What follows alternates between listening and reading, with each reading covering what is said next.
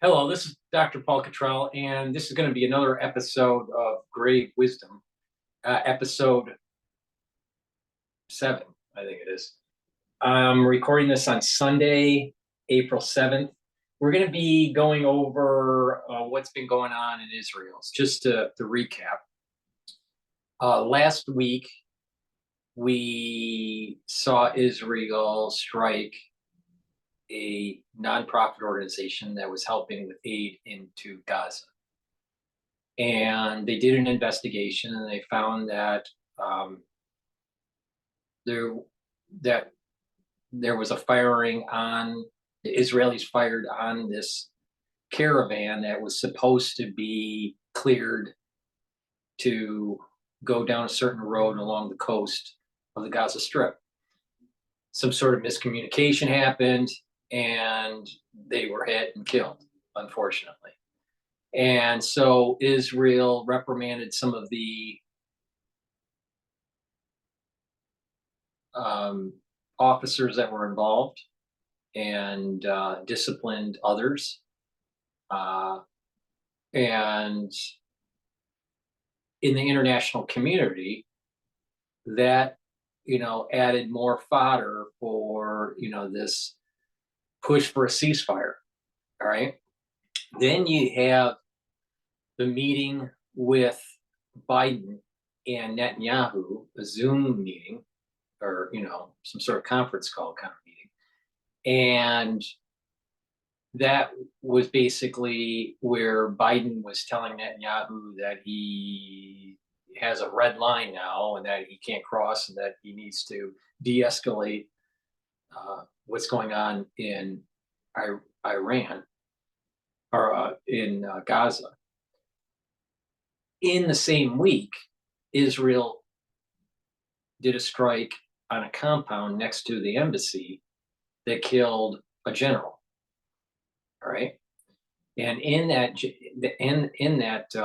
strike, now there is worry that Iran, because it was an Iranian general, that Iran is going to retaliate.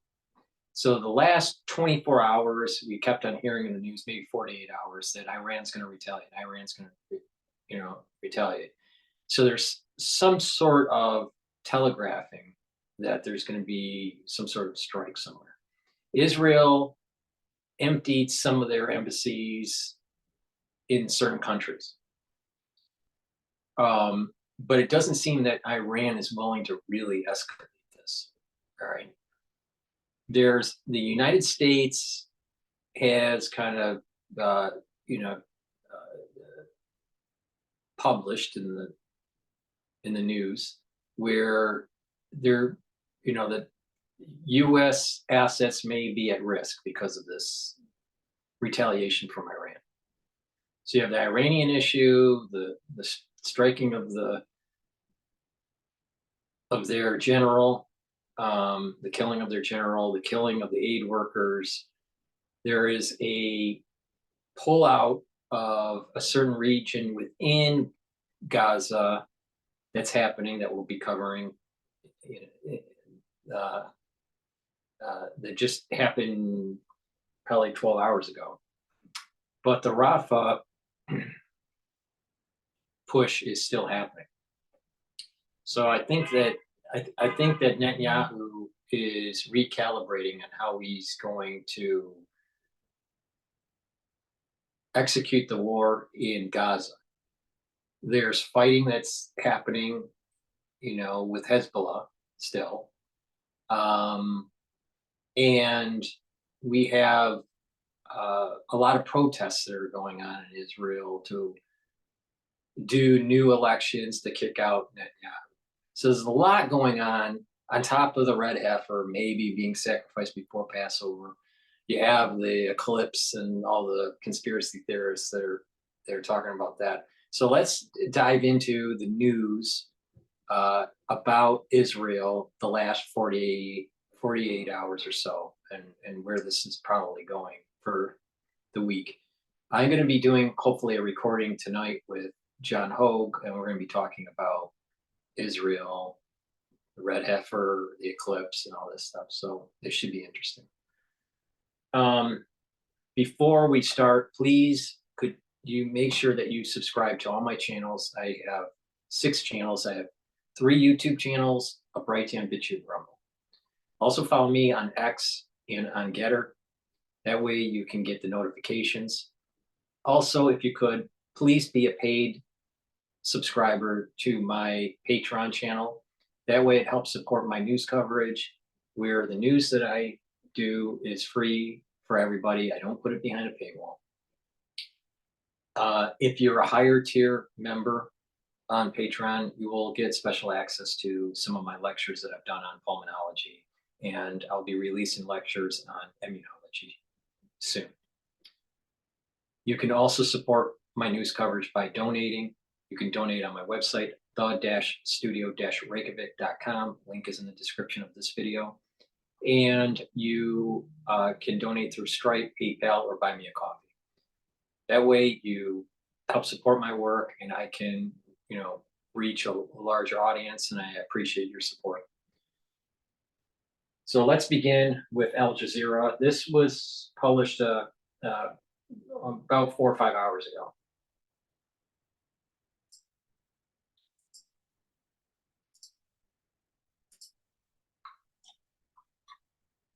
The contradiction is obvious. Talk about the need to protect civilians and aid workers, but make sure Israel faces no consequences for its actions, and then keep the weapons flowing. Wash, rinse, repeat. That sums up the Biden administration's approach to Israel's war on Gaza, even as it carries out war crimes and youth. I can't even get through 30 seconds without having to interrupt. Al Jazeera, guess what? Hamas is embedding its military within the civilian population. And if there continues to be civilian casualties, why isn't the international community telling Hamas to stop doing that? Wash, rinse, repeat. Al Jazeera? Food as a weapon of war. After Israeli forces killed 7 humanitarian workers for World Central Kitchen, U.S. President Joe Biden put out a statement critical of Israel. But then the White House rushed to declare its unconditional support of Israel. No change in policy. So despite the theatrical protests, is the White House setting up a new forever war in the Middle East? And what's the effect on the United States itself, where the hypocrisy is clearly visible to a lot of voters, particularly younger voters, who don't buy this equation? Today, we're talking with Anel Sheline, who quit her job at the State Department in protest of the Biden administration's support for Israel's war on Gaza, and Khalid El-Gindi, a former advisor to the Palestinian Authority and now a senior fellow at the Middle East Institute. Anel, you just resigned from the State Department. You put out a statement about why you resigned. You're a contractor. You're not the Assistant Secretary of State. You're not the Deputy Secretary of State. You're not the Secretary of State. You're in the woodwork of the State Department, and yet you're using this moment to focus attention on this crisis. Tell us about your decision. So first, thanks so much.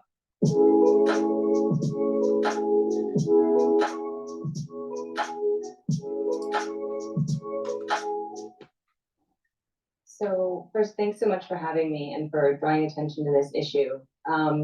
I had thought about resigning earlier. I was at State as a foreign affairs officer working in the Bureau of Democracy, Human Rights, and Labor, Near Eastern Affairs, trying to promote human rights in the Middle East. And it had just become so difficult to try to do that in the aftermath of October 7th.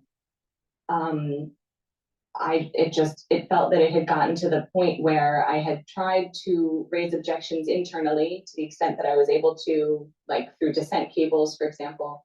But eventually it just got to the point that it seemed that resignation was really the only option left. And then when I was speaking with colleagues, they encouraged me to do so publicly in order to draw more attention to this. So I decided that I would go ahead and go public to try to contribute to these efforts to push the administration to adopt a different role. Let me push you a little bit further. October 7th was a trigger for a lot of different players in this drama, right? Clearly, Israel felt assaulted in a way, and you saw a consensus of opinion inside Israel about a response that you haven't seen in a very long time. So it was across from left to right about reacting.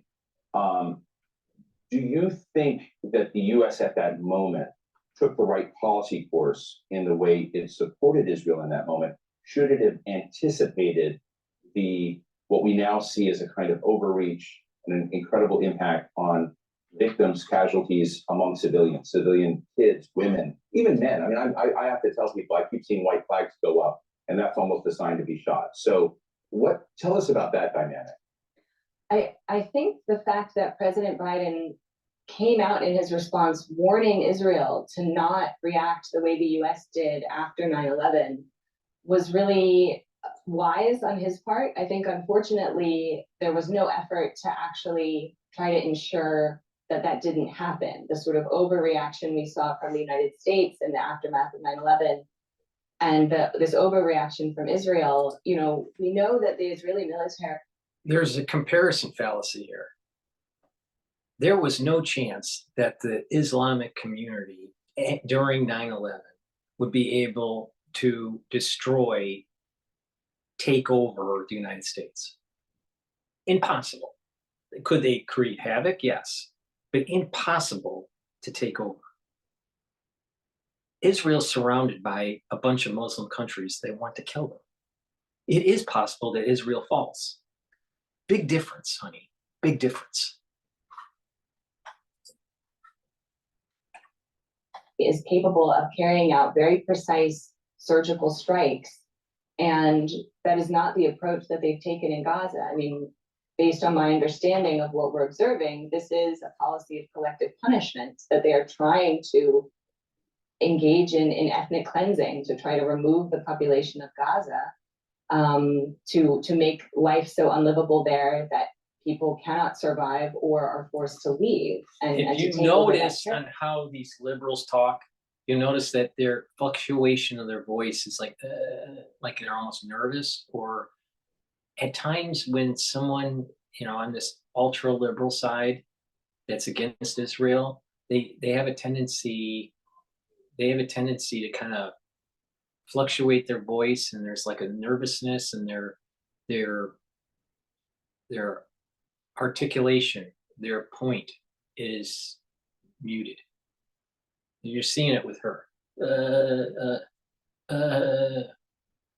This is not the only time I've seen this well covered in the whole Israel issue.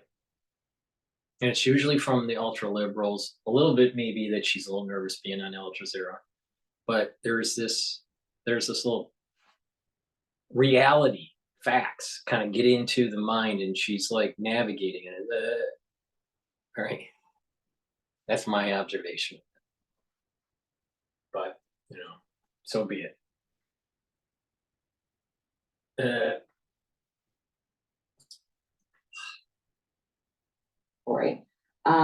I think another important thing to keep in mind here is that, Prime Minister Netanyahu's political future depends on this violence continuing, and he has no incentive to either get his own hostages back or to end the violence. So I do think the U.S. administration is just being somewhat naive. So when she was talking about this ethnic cleansing, right, or genocide, right, Israel is going to the biblical boundaries, honey. So it's not really Gaza that's the problem. Gaza needs to be flattened because they became an existential threat to Israel. But what's going to happen is everybody in the West Bank is going to be moved into Gaza. That's Palestinian. It's going to be moved into Gaza. All right. And the West Bank is going to be opening up. And then through something, I don't know if it's through peace or through war, I don't know. But a piece of Jordan is going back to Israel, and a piece of Syria and a piece of Lebanon is going back to Israel. Sorry, I don't understand. Yeah, of course you don't. But the thing is that, and the Sinai Peninsula. So it's going to be, there are pieces of the Sinai Peninsula. So there's going to be biblical, Israel's going back to the biblical boundaries. That includes the Temple Mount.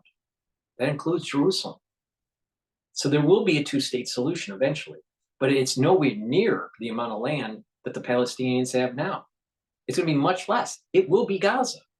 But for that all to happen, they have to rebuild Gaza and make it more prosperous. And what is great is that with the oil that is on the, that's in the zone that is owned by the Palestinians, that, for Gaza, that area has oil and gas. All right. My understanding it's more gas than oil, but either way. But there's an oil and gas reserve in the water that's owned by the Gazans. That's great. That is great. That means that they have money to be able to extract those resources and to help to build their community, on top of international money coming in to rebuild. Now, there's other fields that are outside of that area that are part of Israel. All right, so there's an Israel section field, and there is also a Gazan section field. Now, the truthers think that it's Israel trying to push out the Palestinians out of Gaza so they have the oil field. They don't need it. They got more oil adjacent, more oil and gas adjacent to it. They don't need that. And this oil field that is part of the waterway owned by the Gazans will be a perfect resource to help build their society. So a two-state solution is moving in that direction. But a two-state solution, which includes the West Bank and Jerusalem, is a no-go. So it's not that they want to do ethnic cleansing and push them all out of Gaza. That's not how it's going to play out. The Gaza Strip's not part of the biblical boundary.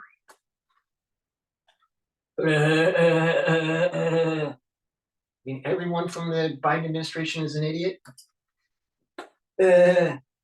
Blind to the political incentives on Netanyahu's side when they keep pushing, they keep talking about their efforts to push for a ceasefire, but are not using American leverage to get there.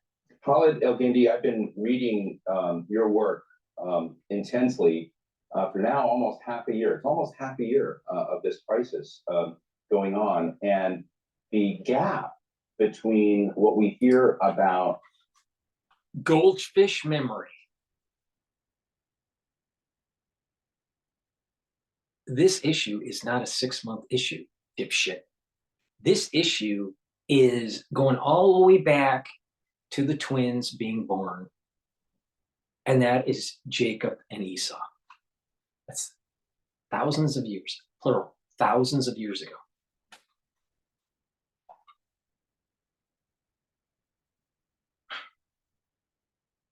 I'm just amazed at how dumb these people are. And now I know that people that are watching me, many of them agree, what I'm saying. They see it. They see the pattern. They know what's going on. They get it, right? But there's many people that are just oblivious.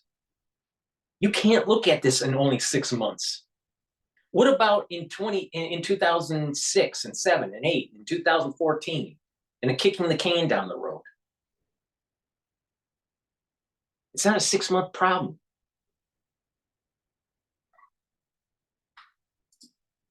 This thing goes all the way back to the Crusades. President Biden talking about the fact that we need to minimize casualties, Israel needs to minimize impact on civilians, etc. And then the lack of conditionality on this. I'm just interested both from your own perspective as someone who knows the Middle East well, but also the hypocrisy. It seems to me that these people have brain fog. Please go to my store, the-studio-reykjavik.com, and get the clarity factor so it prevents you from having brain fog and acting like these dipshits on Al Jazeera. Go to my store, the-studio-reykjavik.com, take the clarity factor every day or twice a day. It will help you to focus at work and on your school. It will also allow you to have dendritic, the dendrites firing. So your neurotransmitters are firing more regularly. You'll be able to concentrate. You'll be able to solidify memory better. And you're going to maintain that mental acuity or improve your mental acuity. So it's part of that anti-aging protocol. Slow down the aging process. Take this every day, and you're not going to have brain fog. You're not going to get stupid like these dipshits on Al Jazeera. In addition, take resveratrol. It's an antioxidant, but it also gets rid of senescent cells. Senescent cells are cells that don't want to die. They just sit there because they ran out of telomere length, and they just accumulate because they're sitting there. They're accumulating toxins. So you want to get rid of them. Get rid of the senescent cells by taking resveratrol. On top of it is an antioxidant. So take that every day. And so you don't get scurvy, because you know scurvy is just rampant in the Gaza Strip. Take vitamin C, and it'll also improve your skin. It is an antioxidant, but it's not as strong as resveratrol or C60. So please go to my store, the-studio-reykjavik.com, and get the vitamin C. So you don't get scurvy. It improves your dermal layer. When you drink filtered water and you take the collagen, it'll be cross-linking, so the dermal layer will be better. It's an antioxidant, and it'll help to boost up your immune system. Take it every day. If you're sick, take a double dose of of vitamin C. Back to the stupids. That Americans are watching in an election year, and how that gap is going to play out.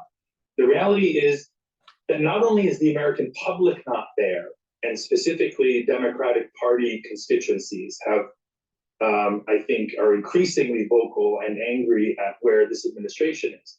But even inside the Washington policy establishment itself, you know, we hear very mainstream voices, both Democrat and occasionally also Republican voices saying the president looks weak. The president is being led by an extremist prime minister with his own survival in mind, and who is himself. Wait a minute. Biden looked weak before October 7th, physically, mentally, and economically.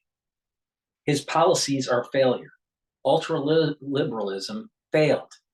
Destroying America has nothing to do with what's going on in the Middle East. He was a failed president before October 7th. It's just that he's such a failure that he needs Michigan to win, and he's not going to win Michigan if he doesn't play nice with the squad and the Palestinian contingency in Dearborn, Michigan. That's what's going on. Beholden to a band of extremists in his coalition, and the president is constantly being humiliated by the Israelis, who are thumbing their nose at the president and Secretary Blinken at every opportunity. Well, let me interrupt you there just for a second, Howard, and ask you: is Israeli Prime Minister Netanyahu's political survival undermining President Biden's political survival? Yeah, it seems so. It's pretty remarkable to me, and it really shows, I think, the extent to which this president is blinkered, is willfully blind to certain realities. And I do think that it is kind of caught up in the person of Joe Biden. I think most people in the administration have probably moved on in their thinking, but the real kind of, it's the person of Joe Biden who is the reason that we are stuck where we are. Well, this takes us back to a nil. Mark my words. Esau is not stupid. He's conniving.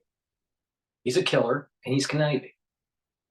And the soul of Esau is going to try to convince the world at large that the international community needs to stand up against the soul of Jacob, the soul root of Jacob, and prevent the Temple Mount from being rebuilt. Now, you really think that if God does exist, which I think he does, all right, and there is such a thing as, you know, the Bible, right, and there is this battle of the soul roots, do you really think that the international community is really going to be able to stop the hand of God? I don't think so. I don't think it's going to turn out very well. So if bad things happen to people that are supporting the soul root of Esau, don't be surprised that you lose your presidency. See, they're thinking like this is the same problem in Ukraine or in China. It's not. The the things that are going on with Ukraine and China and, you know, war and all this, that's international affairs, geopolitical stuff going on, trade routes, oil, energy, right? What's going on in Israel is biblical, it's metaphysical, it's different. It's different. So people that pontificate like this are irrelevant. They're irrelevant. They're not getting to the root cause. Now, you know, because of who he is, he's going to gravitate to the soul root of Esau. Well, the way I am, I'm going to gravitate to the soul root of Jacob. Here is the problem. I just demonstrated it. It's going to be the battle of the soul roots. Let them duke it out. I'm pretty sure the soul of Jacob is going to win. Line and her resignation from the State Department. I think a lot of us are struggling with whether you are a boutique actor or you represent many others who share this perspective, whispers in the hallways, discomfort with the direction of the administration. We've seen letters from donors. We've seen anonymous letters written by White House staff and others. There are very few who have stepped forward, Anel, and done what you did and resigned your job and position. And as you wrote in your eloquent essay in CNN, this may foreclose a future for you in foreign service. And so you put this, so how unique are you in this environment right now? Are there others out there that share your perspectives? Many people share this perspective. People inside state, many of them want to do that work because they believe in what the United States says it's supposed to stand for, and they believe in the work they're doing. Many people are doing extremely important work on Gaza and on accountability measures for Israel, but those won't come into effect unless Biden wants them to. So there are efforts sort of waiting in the wings, but until they get a sign off from the president, they're not going to be put in place. So, you know, I think for many people who work at state, they would like to still believe in the work that they're doing, or especially if they're working on this issue, they are doing everything they can to try to shift US policy here. But again, those kinds of decisions get made at the very top. What I was struck by was how you felt that no one was returning your calls, that America doesn't have voice on this anymore. Tell us what the implications of that are. So, I mean, just to be clear, I was working on, you know, human rights issues, not, you know, Israel-Palestine was not one of the countries in my... You got to remember here, she's a policy wonk that thinks to solve this problem, it's UN. To solve this problem, it's some sort of international community, you know, singing Kumbaya. How are you going to be singing Kumbaya when the Temple Mount needs to be rebuilt, but the Dome of the Rock is there? And you're surrounded by more than 1 billion Muslims. How are you going to do that when you only have about 6 million, 7 million Jews in Israel? So 6 or 7, even 10 million, let's just say. 10 million versus 1 billion. Doesn't seem that Israel is evenly footed in this situation. I'm telling you, it's not about stupid PhDs that are policy wonks. And how can they miss the boat on this? I mean, 90% of the people out there are sensing that this is biblical. Well, maybe 75%. With that, I'm going to go to commercial because this is PNN. Go to my store, the-studio-reykjavik.com, and get the vitamin D3. It helps with gene expression because it's a cofactor that helps to absorb calcium. And it'll help to get rid of cells that are infected in it by having those cells go into apoptosis. Take this every day. I take 10,000 individual units. So this, I take these soft gels. They're 5,000 individual units. All right. One in the morning and another 5,000 in the evening. So I take 2 soft gels. And I've been doing that for many, many, many years. I drink it with milk because D3 is lipid soluble. So do this every day to help to improve your health. In addition, to reduce inflammation, because Jazeera will make you inflamed, please take the ashwagandha. This will control your blood glucose levels. And turmeric is an antioxidant, and it will help to bring down those pro-inflammatory cytokines. So take that on a regular basis, and it'll bring down that inflammation. It'll reduce the chances of cardiovascular disease, and it'll help to boost up your immune system. Portfolio. Right. But my work was impacted, very significantly by the conflict, partly because civil society in the Middle East and North Africa, in the wake of October 7th and the US response, didn't want to have anything to do with the US government. The US had lost all credibility as an entity working to promote human rights.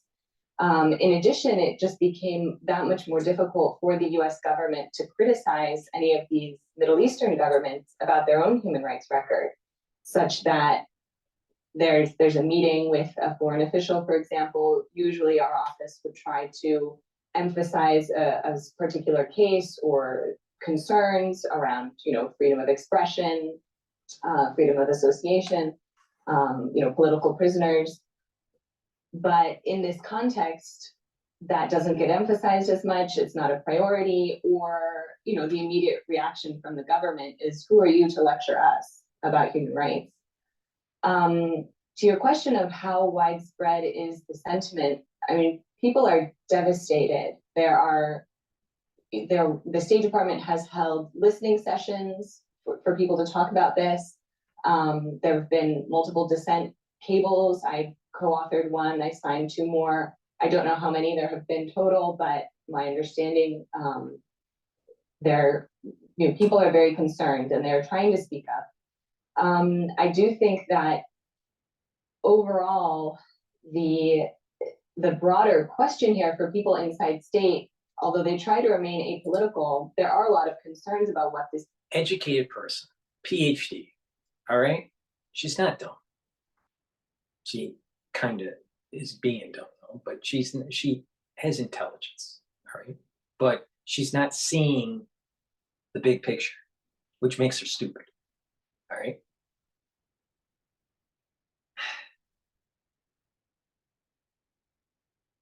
As the fit of the soul root of Esau loses, there's going to be a fit from the soul root of Esau as Esau loses power and the soul root of Jacob gains.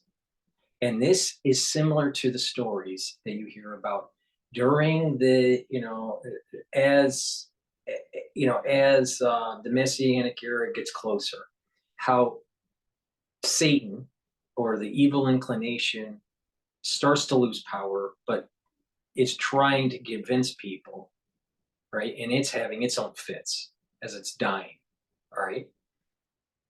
And this character, we'll call him Satan, all right? All right, this character can embed himself in nations politics, or even people that may not even, they're not evil people, but they are speaking to try to strengthen Satan or strengthen the soul root of Esau. And you're seeing it playing out right here. You're seeing it play out right here, where they think that, okay, we can't let, all right, from the point of view of Satan,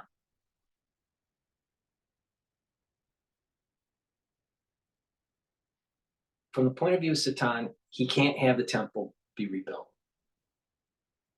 So you have these pseudo-intellectuals getting up there trying to create some kumbaya UN policy that would only strengthen the soul root of Jacob, or only strengthen the soul root of Esau and not Jacob, and strengthen the power of Satan, because it's preventing the temple.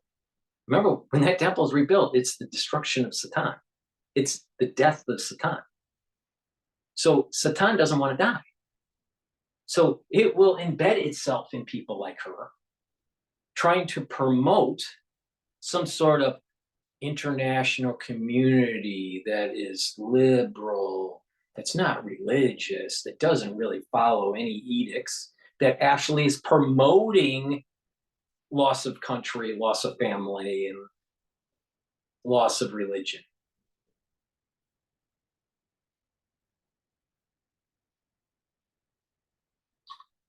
You're seeing it playing out with this. Satan is going to use the international community to try to demonize Israel to prevent the temple from being rebuilt. For US politics. I mean, the Trump administration really undermined the State Department, and people welcome this administration's pledges to reestablish US moral leadership, to emphasize human rights, to engage in international institutions like the UN. And in the wake of October 7th, it's become You clear know, notice the orange man bad.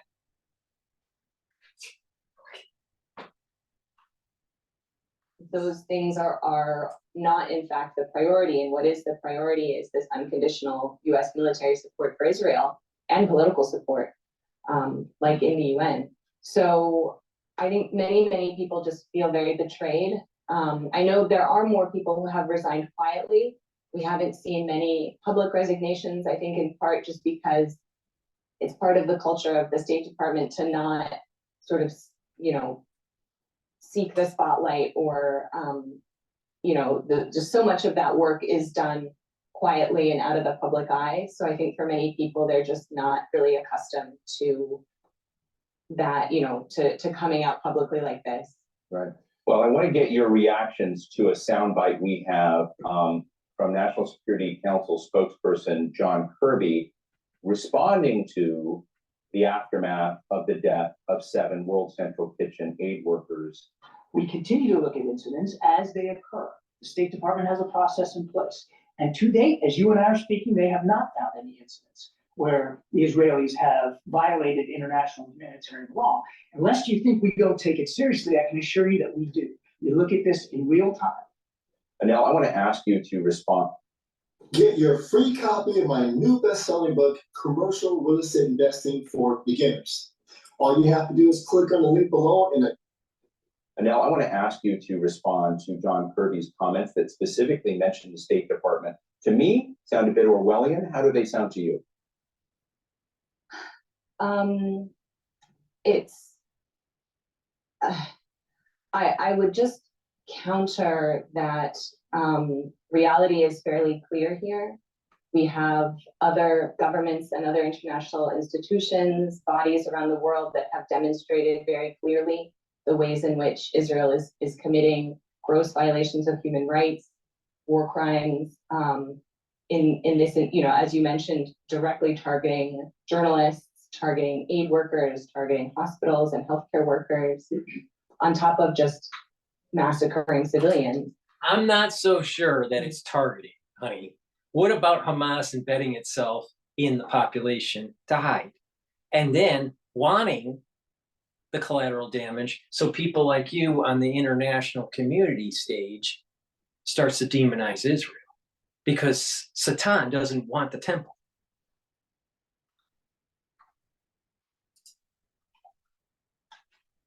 The State Department is not yet ready to acknowledge that because that would necessitate a different course of action. Israel is violating US laws here. So for example, the Leahy laws are not being applied, or Section 620I of the Foreign Assistance Act. These and other laws would require the US to change its behavior. But until the White House is ready to take a different approach here, the State Department is not going to acknowledge that. And so we are going to continue to see, as you said, this sort of Orwellian disregard for the truth, which again gets back to some of my concerns about this all is starting to sound very Trumpian, or just the ways in which reality is denied. People can see with their own eyes what's happening. They have direct accounts from social media from people inside Gaza. And Satan and the soul root of Esau are cunning.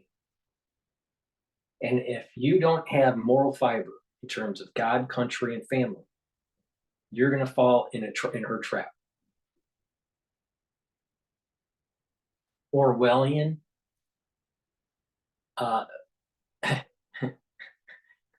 What we've been going through with the Biden administration is Orwellian.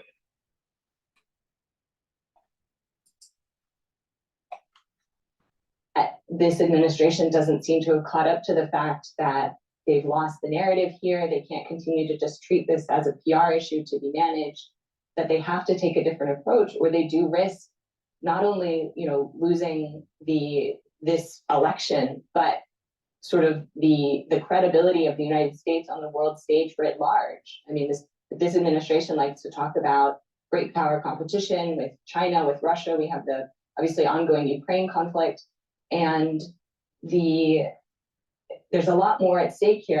As Khalid mentioned, I mean, it's devastating for the people in Gaza, but it's much bigger than that as well. When you listen to the perspective we just heard from the White House on the Biden administration versus some of the other voices that are also very senior in parts of the U.S. government, what do you make of it? I think there's something going on here that a lot of people don't know about. When in the minds of Israeli military and political leaders, they are not committing war crimes. They genuinely believe that they are abiding by at least a version of international humanitarian law, but they have a very different standard as to who is a legitimate target and who isn't than we do here in the United States, or that most Western nations do. They don't talk about, What will that standard look like if Rafah is attacked in a full-scale attack by Israel, which we know they have an interest in doing, and actually U.S. war planners are now working with them in some ways on Rafah, where the bulk of the population in Gaza has swelled into that. If DrPaulCottrell is right, and this is metaphysical, and this is like been, in the works for thousands of years, all right? Why should the Israelis be pushed around by the U.S.? Isn't there many verses in the Torah, in the Bible, that warn people that if you don't follow what God wants and you follow because you're afraid, or someone else, some other king, some other president, that bad things are going to happen to you? Yeah, I think so. And don't you think that Satan would try to convince the wider public to fall into, just follow what the U.S. wants to say, just follow what the international community wants to say, not about the Temple Mount being rebuilt. No. I mean, if you actually listen to someone, if someone in your circle is talking like this, all right, ask them, what's your take on the temple? Should the temple be rebuilt or not? If God is ordaining it, should the temple be rebuilt or not? Would the international community allow it? And they would have to say, well, we can't have that because the Dome of the Rock is there. We wouldn't have had this problem if the Christians didn't lose the Crusades. This has been a battle for thousands of years. It's time to get it over with.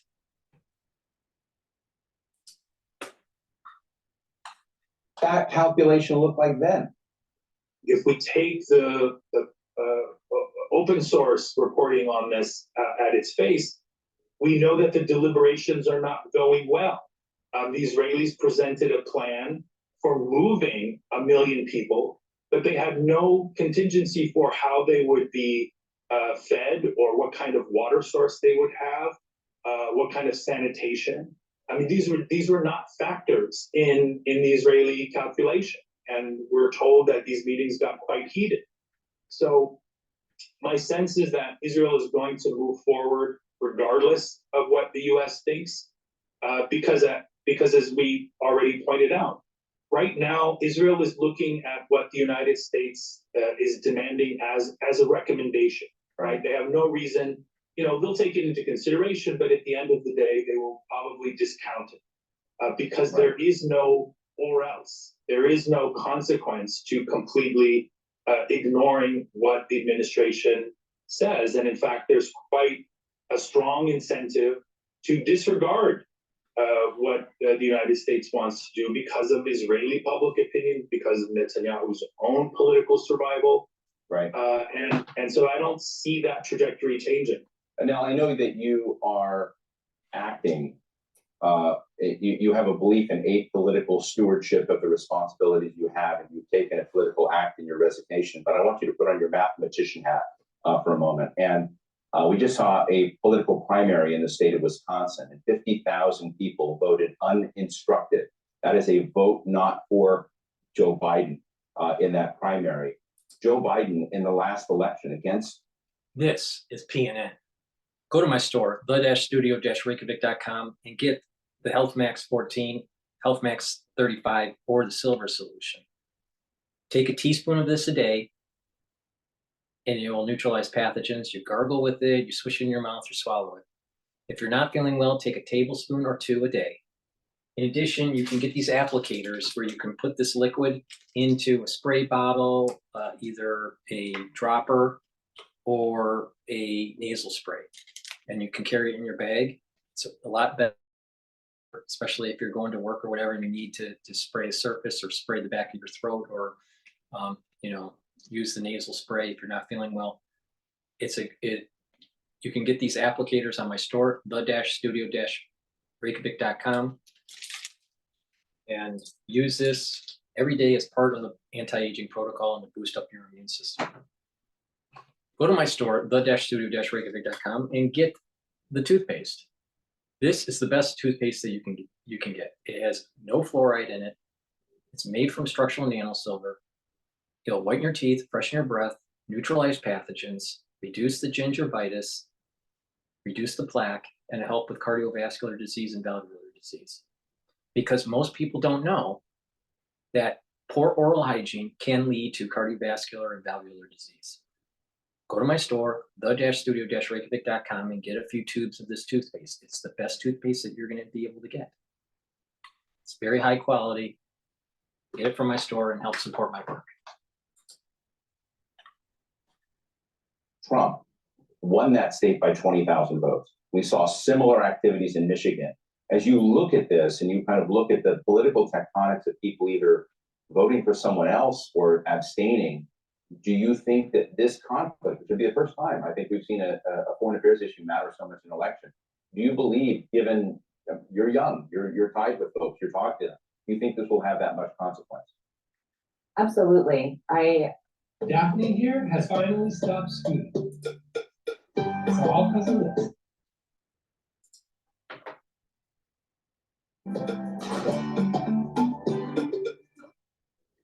Absolutely. I think one thing that I worry about a little bit is that the Democratic establishment may assume they've sort of lost those voters, so there's no point changing tack now. And they may have lost some. I've certainly been in touch with people who say there's no way they would ever vote for him.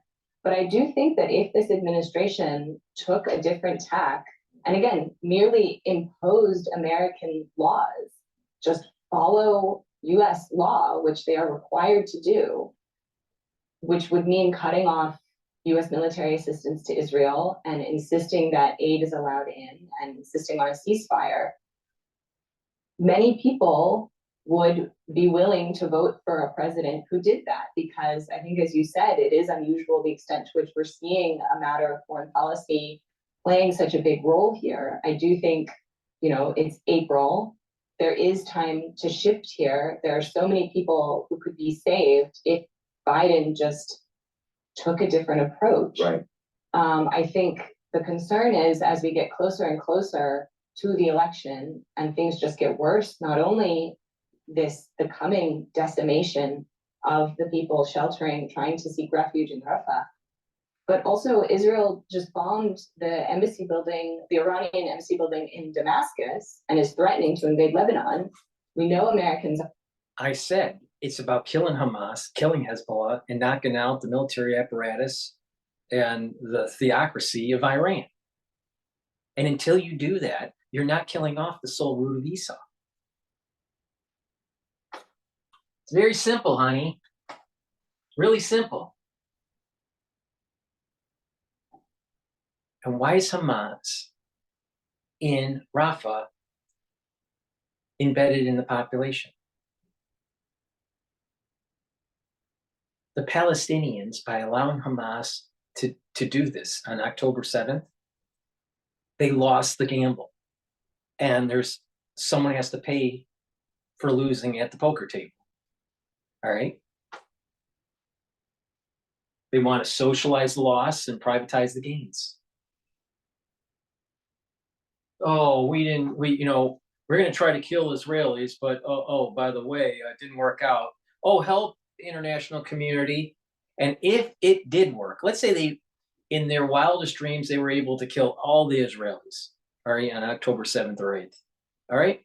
And there was no Israelis around anymore, all right? You really think that those types of people are in line with democratic values, in line with constitutional freedoms, in line with Western ideals?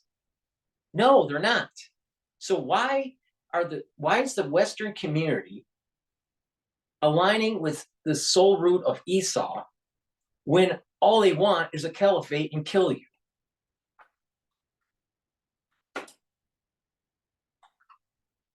Up with forever wars. If Biden doesn't stop Israel from expanding this conflict into a region-wide conflagration, there's no way Americans are so tired of this. It doesn't matter what the Americans think, honey. It has to be done because this is a big, long, multiple 1,000-year arc.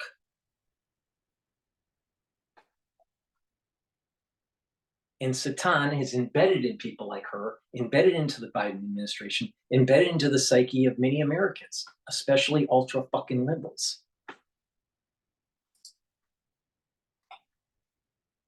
So I'm again, we've already said that we're sort of confused by the ways in which this administration is acting against American interests, against their own electoral interests. And it's just unclear why they're not taking a new approach. All right, thank you. Howard, I'm going to give you the last word here and ask you to answer a question that kind of confuses me.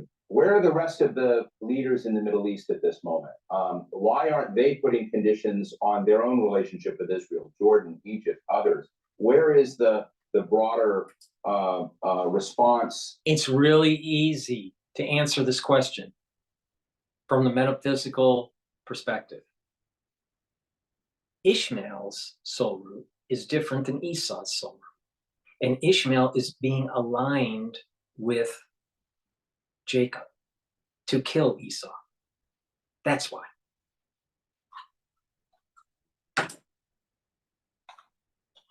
Middle East to this, which seems like they've got a foot in and a foot out of consequential decisions. We're talking a lot about the United States not putting conditionality on its relationship. Why aren't other Middle Eastern states doing that? We'll have to make this the last word. Yeah, I mean, it's a really important question. I think part of it has to do with this is the United States. It's very hard to defy the United States. I think also we have to look at the nature of these regimes. Egypt, Saudi, UAE, Jordan. These are authoritarian regimes that have quite. You have a U.S. advisor that is not antithetical. Let me rephrase that. You have a U.S. advisor that is in line with the Palestinian cause. You also have a Palestinian former advisor that is in line with the Palestinian cause. Where is the advisor that's in line with the Israeli cause? Al Jazeera, where is it? Oh, by the way, Al Jazeera's symbol it looks like a flame of a devil coming out of it. atrocious human rights records of their own. Human rights is not a particular priority for them, either for their citizens, much less the citizens of other countries. So they're really all about interests and their own parochial interests of the survival of the regime. So whatever they think is can promote that goal. Right. And conversely, if they see the Palestinian issue as possibly posing a threat to their regime, we see a little bit of that in Jordan. The Jordanians have been the most vocal, probably, of Arab states in opposing what Israel is doing in Gaza, in large part because they have a population that is mostly Palestinian, and the monarchy there doesn't feel all that stable. So this is a factor, I think, for Arab public opinion, but there's quite a lot of hesitation. People are not able to go out into the streets the way they did, to say, during the Arab Spring more than a decade ago. There's fear from their own regimes. There are major crackdowns on anyone trying to organize. So all of these, I think, are mitigating factors. Well, we'll have to leave it there. Thank you so much for your candor, former State Department officer. All right, lovely. All right, let's take a look at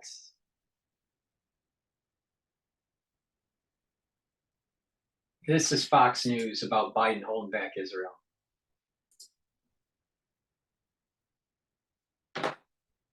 What about rights? That is one term that everyone loves in America. The right, the left, the wokies, the libertarians.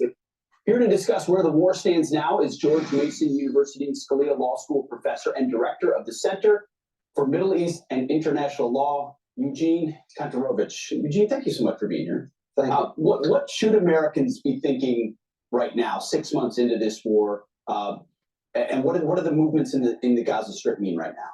Who could imagine 6 months ago, when Hamas invaded Israel and murdered, raped, tortured, that at this point, President Biden would be holding Israel back from defeating Hamas and rescuing the hostages? And that is what's happening. That's what happened on the call last week with Prime Minister Netanyahu.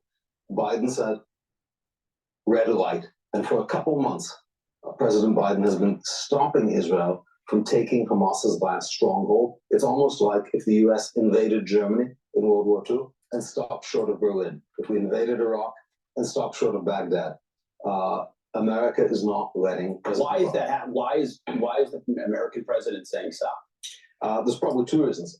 He is concerned about his progressive base, and he wants to make sure that college kids in Madison, Wisconsin turn out in November for the election. He wants to make sure the Arab community in Michigan turns out for the election. And he seems to put that ahead of basic decency and basic morality, and is betraying one of our closest allies in this time of greatest need. What is the Israeli public thinking of that? I mean, we see the protests, right? Is that about the conduct of the war? Is that about Bibi Netanyahu? What's the sentiment amongst the Israeli people? So the protests, I think, are both about a frustration that the war is not yet won, because I think not everyone understands in Israel that it's because Biden has given a red light and stopped Israel short of success. There's also frustration with Prime Minister Netanyahu, but most Israelis, the overwhelming percentage of Israelis, are committed to fighting this war to the very end until Hamas is completely defeated and Hezbollah is defeated in the north. But I think it's good that they're protesting. Hezbollah is defeated in the north. Is that part of the war?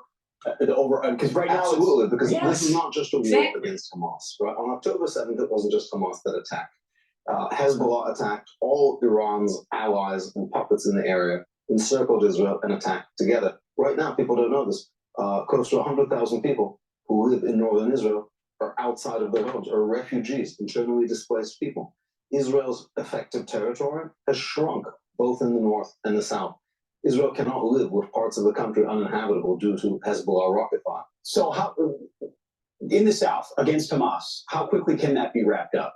I think it could be, the minute President Biden says it's okay, I think... Why does the Israeli leadership have to listen to Joe Biden? So I don't think they should necessarily. But his leverage includes things like cutting off weapon supplies. Large number of Democratic congressmen, including former Speaker Nancy Pelosi, signed a letter calling on President Biden to stop weapons shipments to Israel. Now, the fact that I want to get back to the protests for 1 second, because I think it shows something. In Israel, it's a democracy. Different people can express their opinions. What protest aren't we seeing? The Palestinian protest against Hamas. The Palestinian protest, release the hostages. Or the protests of the Arab American community in Israel against Hamas. So in Israel, there's two sides to opinion on the war. But why are the Palestinians not protesting? Why is there nothing on that side saying, release the hostages and the war? Well, I think we know.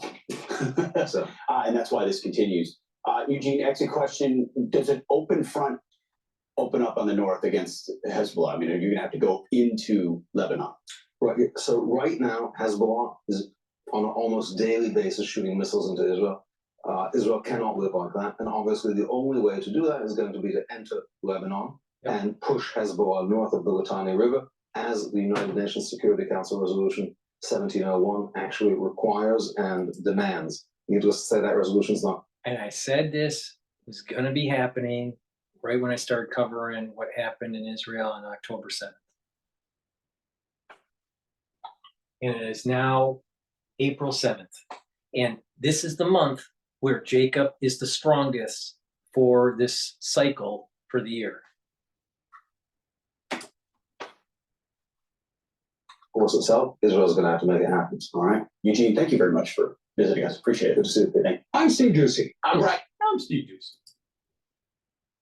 All right, that's that. All right, so now this is France 24.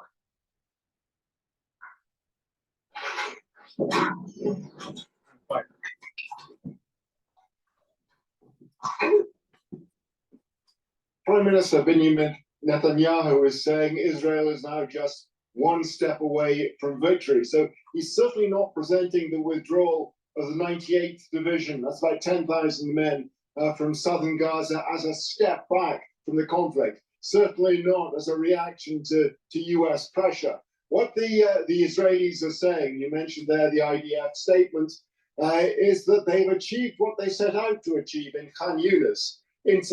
Their intelligence gathering operations have been completed. Their military ground operations have been completed. As far as they are concerned, Hamas's Khan Yunis brigade has been dismantled. Therefore, there is no further need for them to be there.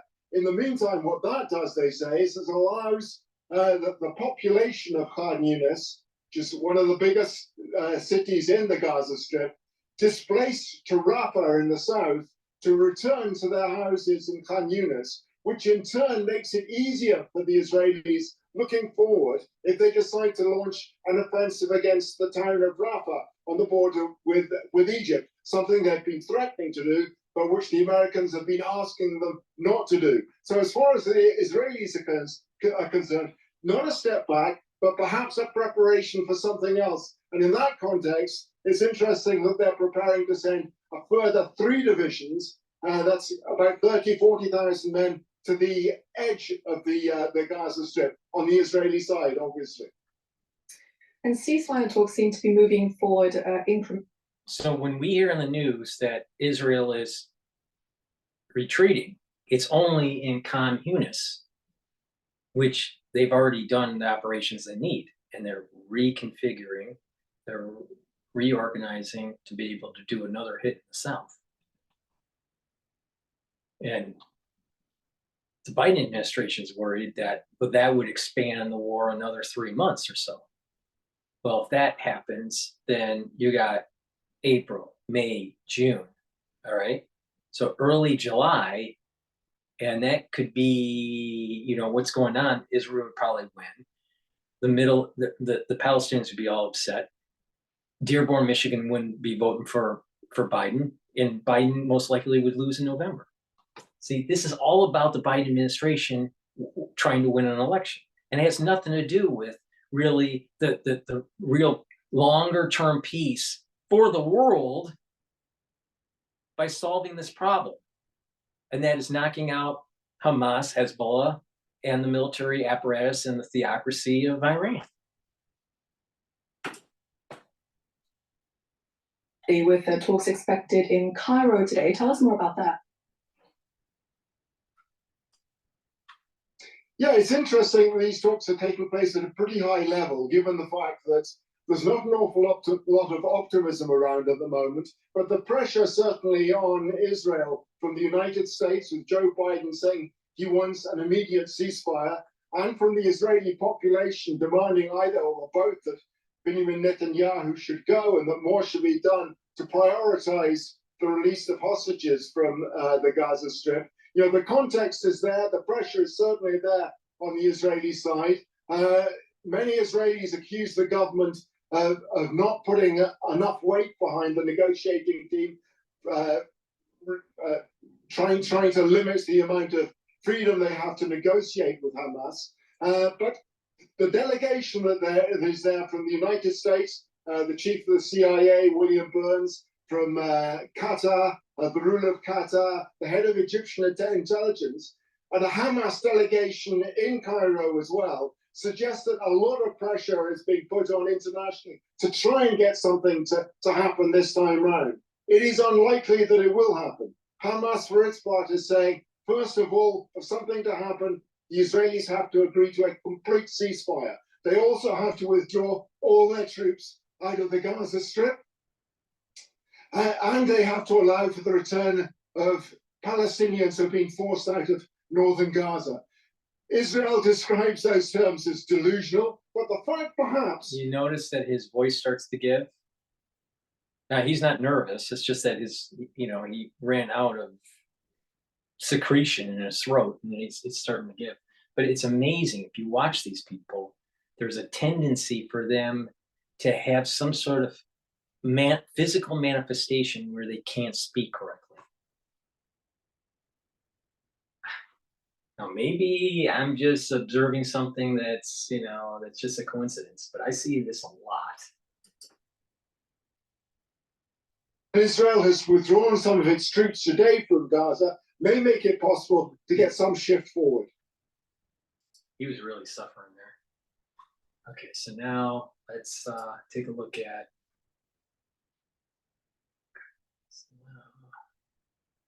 this is DW talking about the same issue here. The Israeli military. Please go to my store, the-studio-reykjavik.com, and get the structural nano silver soaps that I have. I have very high quality structural nano silver soaps, help to neutralize pathogens. They smell great. This one happens to be lavender. I also have it in charcoal tea tree, peppermint,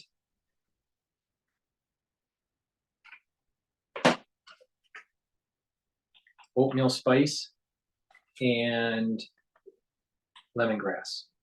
So please go to the store, get the 5 different versions of the structural nano silver soap. It's a very high quality product. Get a couple bars for your home, and you'll enjoy that product. There are many people, especially the ones that watch my show, that just can't sleep. And you need 3 cycles of REM sleep.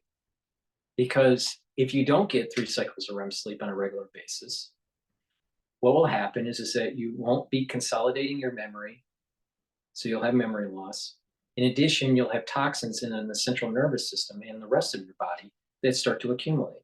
You need restful sleep to be able to have that energy in the morning to get up and take on a new day. So go to my store and get the Good Night formula. It has tryptophan and melatonin in it. Take it every day to get that 3 cycles of REM sleep. You take this if you are having problems sleeping. There are many people that do. And if you have chronic sleep deprivation, you will increase your chances for brain acuity issues like dementia or Alzheimer's or memory loss. So please go to the store, add this to your household. Take it. There are many people that aren't sleeping very well lately because they're worried about the economy, or they're worried about the election, or they're worried about the red heifer, or they're worried about the eclipse, or they're worried about whatever. The dollar store closing, whatever. Also, please go to my store and get the lignans. This is a very high quality product. It's a powder. You mix it with your food. It helps for hormonal health and for your immune system. So this powder has a little scooper in it. So you take a scoop of this, mix it with your food, or just with water. Take it every day, and it'll help to boost your immune system. It's for males and females. Again, we've gone through a very tumultuous time since 2020, and people's immune systems are down for various reasons. I've gone through all the physiological reasons why that is. You really need to boost up your immune system. There is a common theme when I talk about anti-aging and the boosting of the immune system. If you don't, other diseases are going to start to pop up. Some of them can be just bothersome type diseases. Some of them can be life-threatening. It's really important to boost up your immune system. So please take my advice, and quality products that help to boost up your immune system are like lignans. So go to my store, get the powder, take it on a regular basis. It's for males and females, help to boost up your immune system, and you'll notice that it'll improve your hormonal balance. Announced it has pulled all but one brigade of its soldiers from southern Gaza. They did not provide any further details about the withdrawal, but Israeli media reports say ground operations are now likely to focus on intelligence-based targeted raids only. Local media is also reporting that the remaining troops will still guard the corridor separating North and South Gaza that was constructed by the Israel Defense Forces. For more, I'm now joined by Marina Miron, a military analyst and associate professor at King's College London. Marina, what does this withdrawal mean on the ground? Hello, Melissa. Well, given the situation on the ground, this withdrawal will mean that, well, obviously there will be still one brigade in the south, which in Israeli terms would be 1,000 to 2,000 troops on the ground. However, the nature of the military operation in Gaza will change, and I expect a much slower pace in terms of the airstrikes that we have seen before that claimed many civilian lives. So it will be much more focused, and obviously this will also have an effect on the plans to enter Rafah, which I think are now, at least for the time being, are off the table.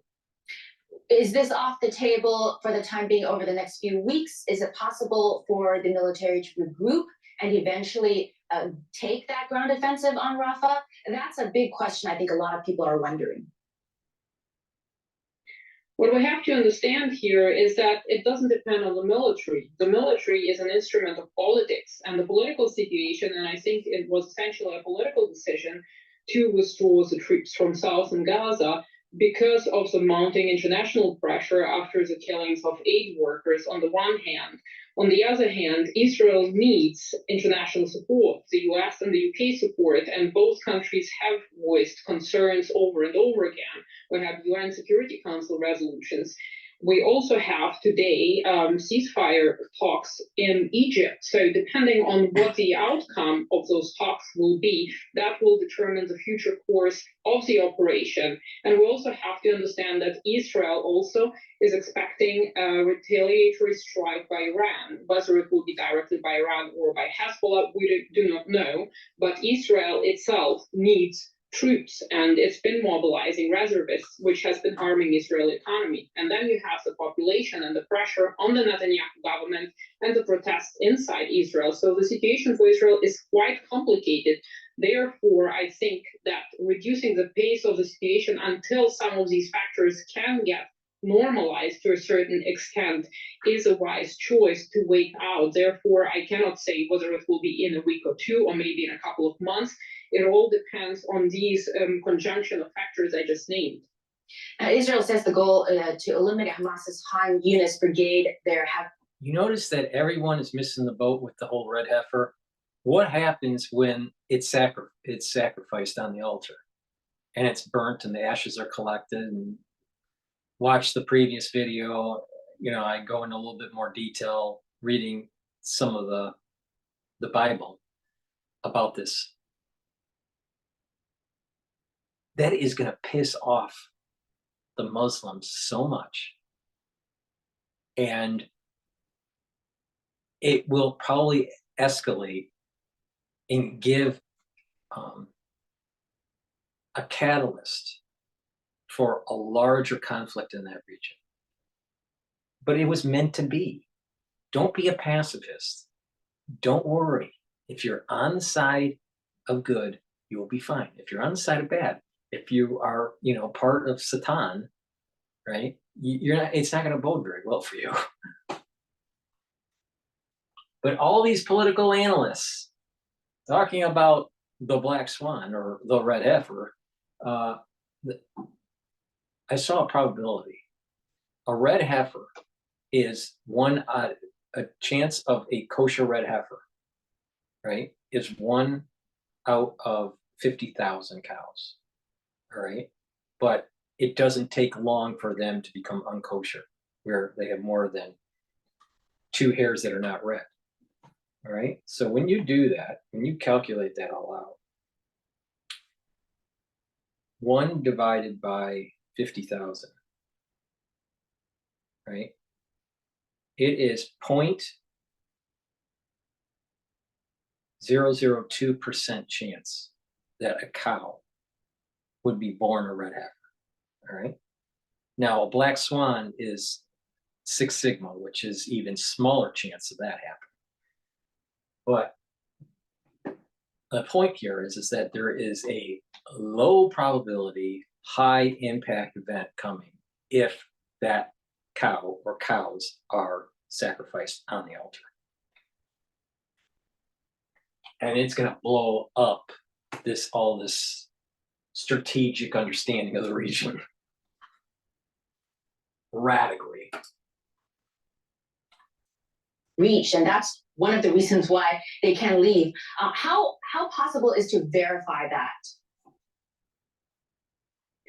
Well, we don't have more intelligence than what the Israeli military says, unfortunately.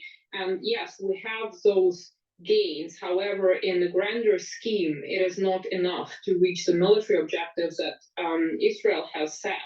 Therefore, I think, of course, they say that they have reached one of their objectives to explain their activities, because it would be too difficult to name all the political implications that these military activities have caused. Therefore, I think that maybe Israel will also need to recalibrate its military aims and create a viable political aim for Gaza, because the military cannot, in itself, solve the problem. Marina Moran, a military analyst and associate professor at King's College London, thank you so much. Thank you for having me. And in the studio, I'm now joined by DW Middle East analyst Shani. As the Middle East starts to go up in flames, you're going to need to get really high quality deodorants, especially when they start barbecuing the red heifer. Please go to my store and get the high quality deodorants that Rainbow Herbals have created. I have it in peppermint, lavender, and tea tree, and the other one is in citrus. Now, this has no aluminum, no baking soda. It's made from essential oils from the Himalayas, and this is a dual purpose product. You use this every day as a deodorant, but because of the high quality essential oils that are in this, it'll help to slowly detoxify your body. It's for males and females. Get a couple bars for this for your household. Go to the store, the-studio-reykjavik.com. Very high quality product, extremely high quality product. And again, it has a dual purpose. Because the world is going up in flames and you don't want to smell. Honest. Shani, why do you think this is happening now? Is it because of U.S. Pressure? It was very clear that the Americans did not want to see a ground invasion of Rafah. That's true, but if you ask Israelis officially, then no, this has nothing to do with international community pressure, which we've been seeing mounting in last week following the killing of 8 workers in districts. It could be that they were just using the fact that it's a 6-month anniversary and trying to make it not connect, otherwise not connected to any certain events, but sort of make it symbolic. But the military has been winding down operations in the last couple of weeks, and they've been saying that they don't have any need to leave the soldiers exposed. You know, once they are in Gaza and they're not maneuvering, they're not in action, then they're exposed to maybe targeted attacks by Hamas. Khan Yunis retreat. It's not even retreat. Pull out after doing the operations. All right, and reconfiguring and making some movements, other movements in southern Gaza, but it also is freeing up a northern front escalation, maybe even a West Bank escalation.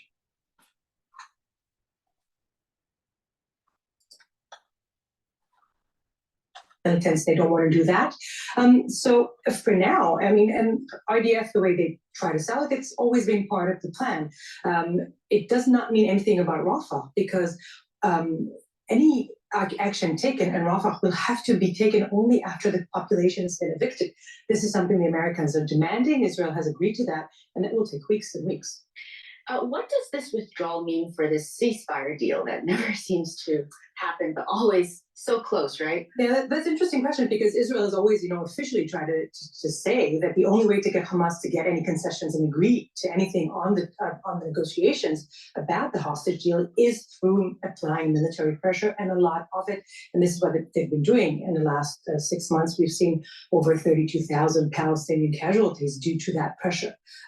And so Israel kind of withdrawing its forces, it also means a slow withdrawal of that position of only pressure will be the one bringing any breakthrough in the negotiations. It could be connected to the fact that now we know that the talks are being resumed. There's going to be new delegations going in and out of Cairo in the next days. Maybe we're in a point now where most points have already been agreed on, and now what's on the table has nothing to do with that. It's hard to say. We really don't know what's happening between closed doors in those negotiations and talks. I mean, it has been 6 months. How has the view of, I know it's a very divided country, lots of different opinions, but how has the country changed in terms of its perspective on the conflict? Well, I think there's a slow understanding that something isn't working. Netanyahu kept saying in a very confident voice again and again, Israel will keep on fighting until the complete obliteration of Hamas. They're far from doing that. We've seen rockets against Israel this day from Gaza, as if 6 months has not happened. So it's clear something isn't working. It's clear there's going to be a change, but it's also clear there's going to be a political backlash from the right side of Netanyahu, who want to see more action and not less military action in Gaza. And we'll see how it unfolds in the next days. GW Middle East analyst Shani Rosanes, thank you so much. You're welcome, Liz.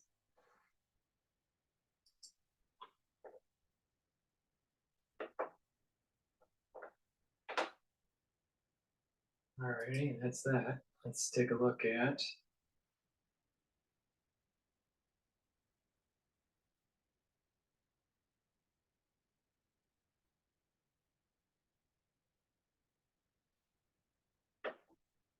all right, this is Talk TV.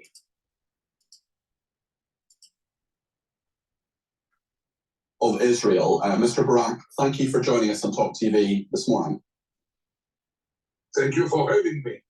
I wonder what your reaction is to the withdrawal of the vast majority of Israeli troops from the southern part of Gaza. That is perhaps a question that many people will have, especially when the Israeli government was thinking and talking a lot about an invasion of Rafah and defeating Hamas that way. What's your reaction?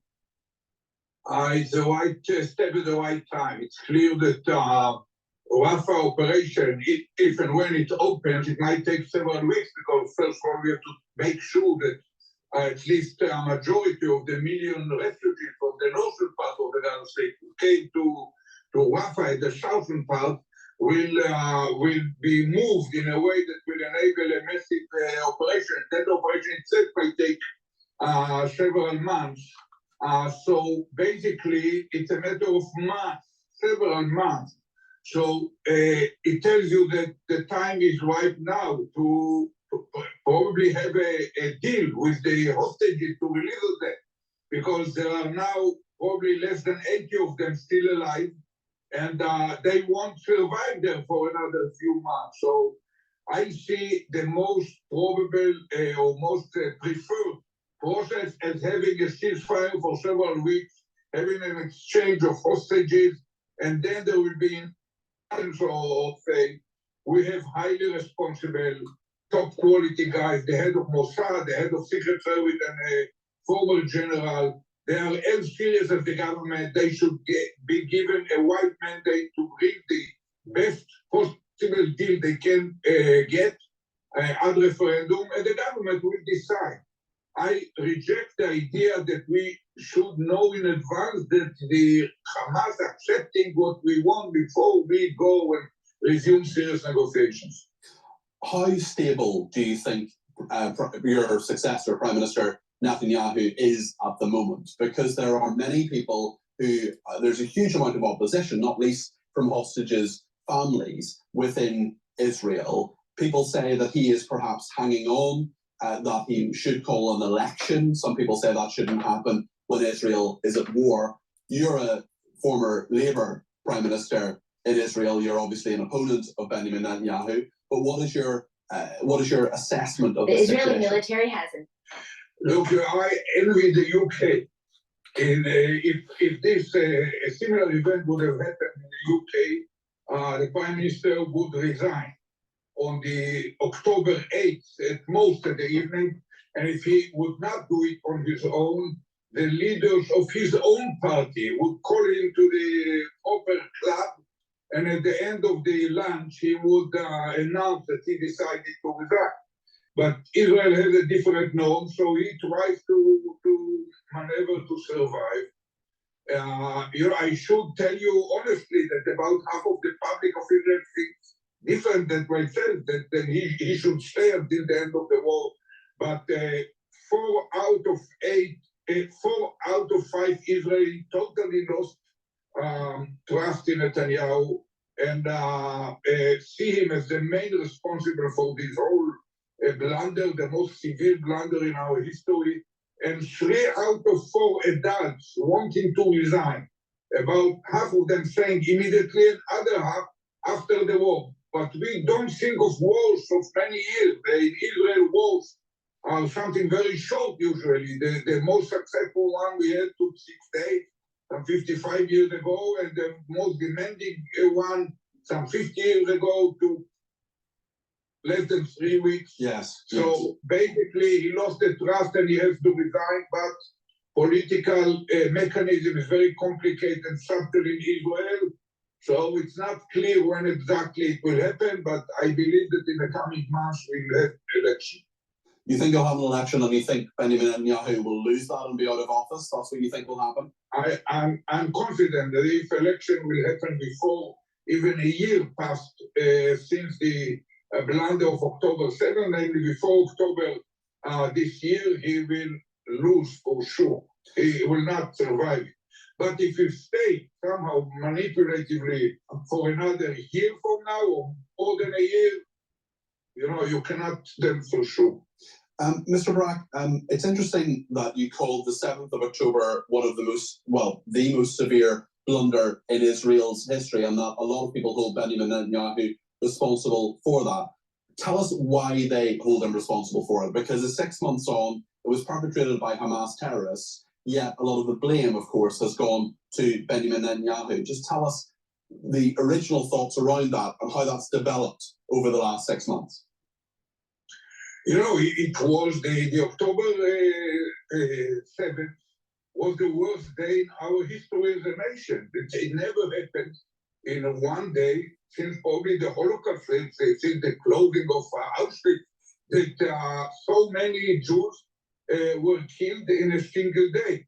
And it happened in a place that had been established to start with, to begin with, in order to become a place where Jews can go to sleep at Friday night and being assured that they will not be kind of wake up in the morning to be slaughtered or raped or mutilated or whatever. And the victims were most of them civilians, elderly people, babies, women, sick people. It was terrible. So it's the worst blunder, literally. It's the equivalent of the UK losing in one morning on your own soil the life of, let's say, probably 12 or 15,000 Brits. Mm-hmm. And, you know, so I see it as by far the worst. But since then, even the running of the war was, in my judgment, was very kind of courageously and devoted sacrifice of fighters at the front. Some almost 300 of them were killed since 7th of October, and another 300 or more in 7th of October. I mean soldiers, not citizens. Yes. And but the results, the objectives of a war are far from being completed even now. So we opened with very wide-scale operation in Gaza, and later on the center and the last in Khan Younis, which is more to the south. Yes. But basically, Hamas is still there. Its military capability has not been eliminated, and hostages are still there. So we are far from reaching our objective, and there are very harsh critique from members of the war cabinet, 2 generals who joined from the opposition, and some of the people in the service in uniform and the public. Now this is this is Barak, Ehud Barak. Now he was Israeli prime minister when Arafat was running the PLO and the Palestinian state, right? And it was during the Clinton administration where they almost had a 2-state solution. And Arafat declined it. So if that peace agreement would have been made during the Clinton administration under this Israeli president with the 2-state solution, the Palestinians would have had more land than they have now. But because they wanted the whole enchilada, meaning the Palestinians wanted more of Israel, they lost out. And now there's going to be more of an erosion. And I find it odd, more than odd, that it's Barak that's on Talk TV saying that Netanyahu needs to go because conducting the war inappropriately, because of the intelligence failure and it's taking too long. But the thing is that it's harder to dig out Hamas and Hezbollah now in 2024 than it was back in the 90s. And this is proving my point that I was stating back, many videos ago. Stop kicking the can down the road, because each episode of violence increases, the cost increases, the number of people that are killed that are combatants increases, the number of civilian casualties increase, the chances of unconventional warfare increase.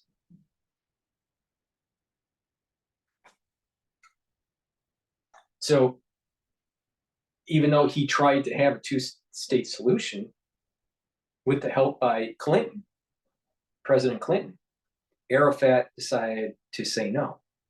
And now, fast forward 30 years later or so, I'm not sure what year it was, maybe it was 98, 97. So, and, we have this crisis now, 20 plus years ago, I guess. We have this crisis now. Just find it odd. It's just it's like teleporting back into time. Just Google you know, Barack, Arafat, and Clinton, and look at some videos on that and what happened.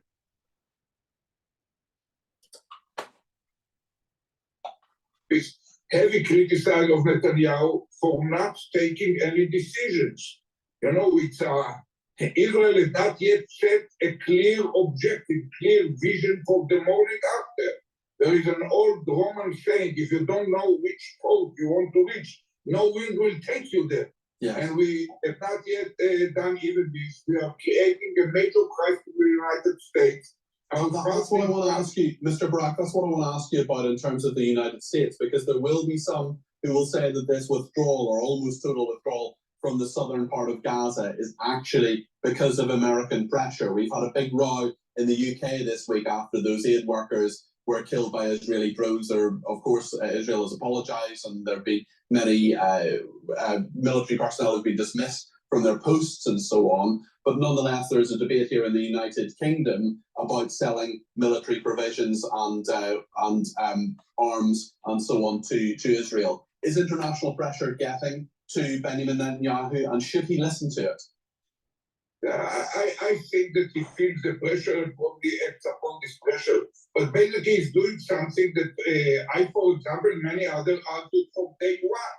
That if a Israeli prime minister has to make a choice, and it's a binary choice, are you going with the United States, with these axis of moderates facing the axis of rogue states, Iran and Syria and the Hamas and Hezbollah and Lebanon, and Houthis in Yemen? So, do we say yes but to the Americans and join them, or do we choose to go with those messianic racist extreme ministers in his government, which has messianic visions that have nothing to do with the interests of Israel? I have a clear perception. We should join hands with the Americans and establish a common vision to the morning after, takes into account our security demands and other things, but deploying a multinational Arab force for several months and bring the Palestinian Authority for improve Palestinian Authority. And Netanyahu rejected it, not because of the interest of Israel, but because of his personal interest. He is dependent upon these racist, messianic, Michigan, as I call them in Yiddish, not a minister, and they are dictating to him policies that are against the interest of Israel, but protect his coalition. So in a way, he prefers his personal survival. Think about this, all right? The world's going up in flames because of what's going on in Ukraine, Israel, potentially even China. And what do we have? We have people like We Are Change, all right? That will, do shows like the solar eclipse. Isn't it an actual apocalyptic doomsday scenario is brewing?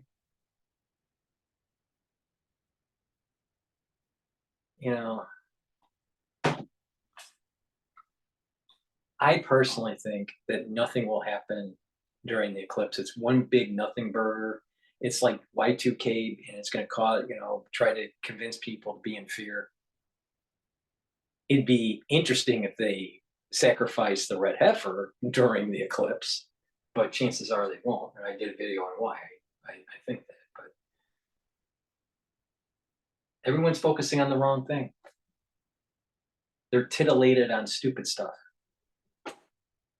This is where the ball is.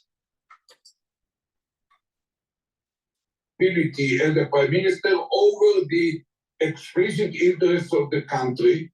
And unfortunately, we have not yet made it to defeat them. We expected the opposition to do it, but the opposition in Israel is too passive. So the role that's passed to the public, and the public starts more and more furiously to demonstrate against the continuation of this situation. I want to ask you about the humanitarian situation in Gaza, because Hamas statistics, I think we have to treat them with skepticism, but they say that tens of thousands of people have died in Gaza. What we do know for a fact is that the situation in Gaza, from a humanitarian perspective, is terrible for the people living there. There are innocent men, women, and children who have been shelled, who've been. And where's the international community condemning Hamas for embedding in the population? What about all that money to create the military infrastructure for Hamas, where it didn't go to educating the citizens, creating better jobs and better infrastructure and better social conditions? There is a group of people that are governing the Palestinians in such a way where they want it to be dire straits, because it allows for that governing body to go to the international community and demonize Israel. They don't want to embetter their people.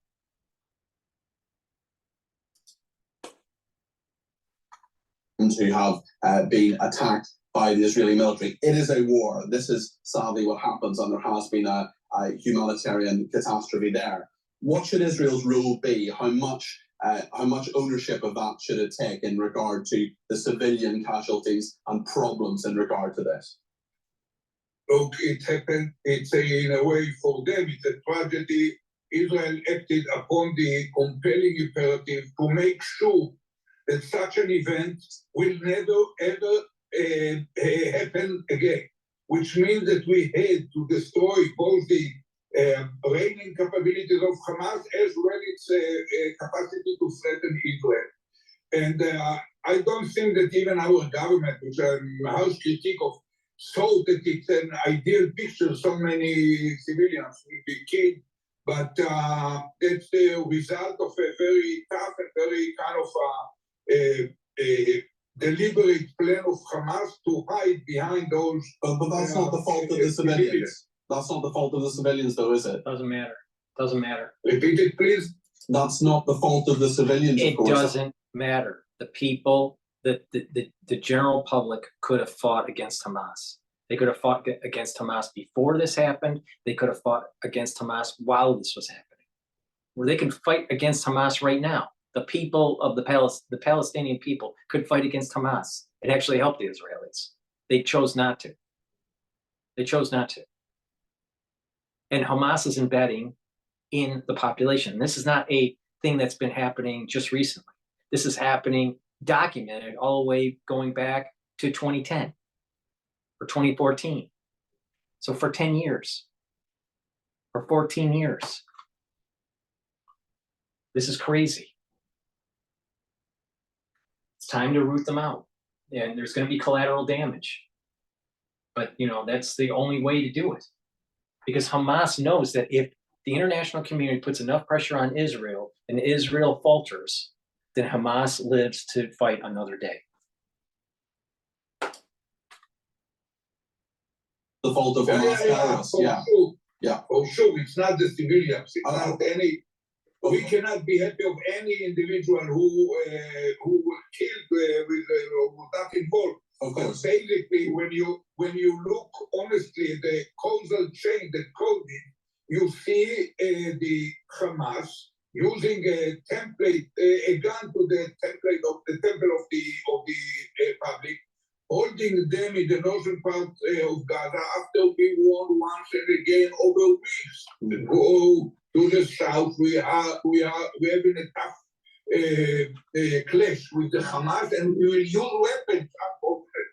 Let me just ask you just finally, Barak, about what the comments of the Deputy Prime Minister here in the United Kingdom in regard to his belief that Israel is often held to a higher standard internationally, especially in this week, for example. He said there was almost a relish that it was okay in some people's minds or there was an excuse, I suppose. That's a crude way of describing it, and I wouldn't want to trivialize the deaths of 7 people, but there are times when certainly the Deputy Prime Minister has said that there is almost a relish that it's fine to criticize Israel for this. Do you feel that your country is held to a higher standard internationally than other countries? Do you feel that is perhaps part of some level of anti-Semitism, or what do you think the reasons for that are? It's these tragic events. Those people had not just the Gaza, they had Israelis who were kind of suffered after the 7th of October, and they deserve to be alive. It's a tragedy. There was a debriefing to the kind of senior officers were removed from power. Others were condemned by their superiors. But unfortunately, it cannot bring these innocent fighters for humanitarian cause, cannot bring them back to life, and that's a real tragedy. We have to do whatever it takes to avoid any such event in the future. And we on civilian casualties is that just what happens in war? Do you think? Is that, I mean, many people will find that difficult to kind of square. It is amazing how stupid of a question it is. Of course there's going to be casualties. All wars have casualties, especially all wars that have that are consequential, that are important.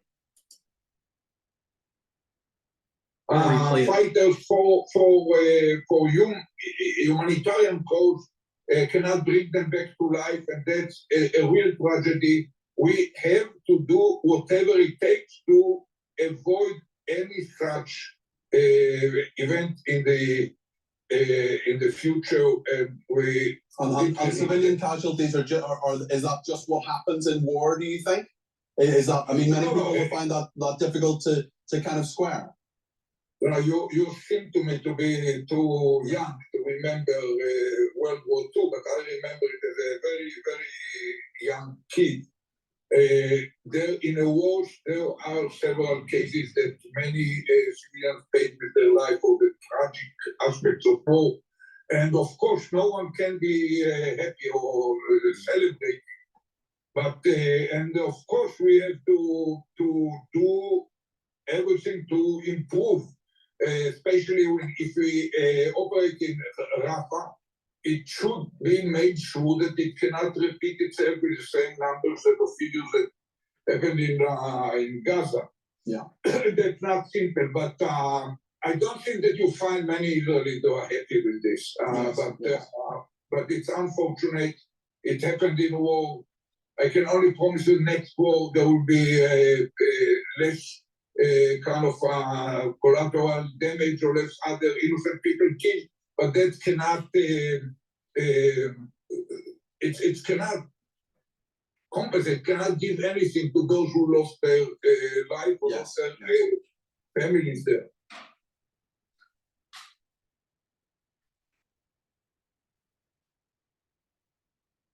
So that is my take of what is going on in the Middle East. Please subscribe to all my channels. I have 3 channels on YouTube. I have Rumble, Bitchute, and Brighteon. Please make sure you subscribe. Thank you for listening and have a nice day.